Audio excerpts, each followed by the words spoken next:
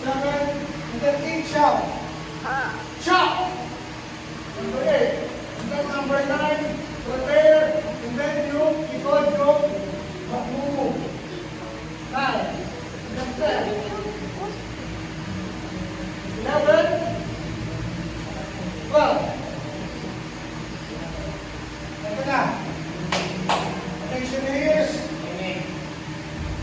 Yung number 13, parang number 5.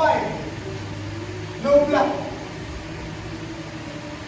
Low block. Pabalik na ulit tayo doon. Diba, letter I dun sa gitna?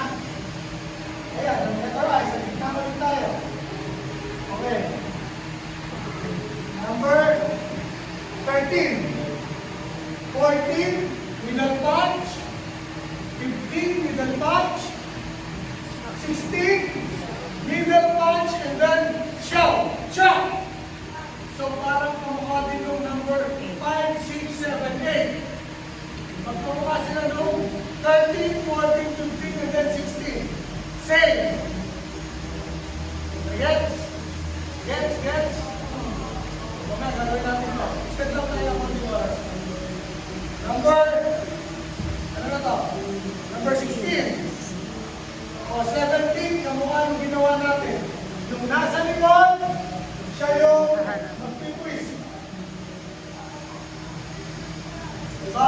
Number 8, kanina inuulit-ulit natin. 8, 9. Ang dami na naman dito sa 8 na 9. Diba? Nalilito kayo kung saan kayo lilikot. Ano? Okay. Kaya matinapuro yung coach. Para matulungan mo sa inyo. So, ito, number 17, kamukha lang kung number 8. Ito. Twist the turn, and then low block. 17. 18, punch. 19, low block. Then, last number is 20. Middle punch. Then, tapos na yun. Pag tapos na, hintayin yung command ni coach. Pag sinabi ni coach na baro, it means finish. Baro means finish. Baro is Korean word.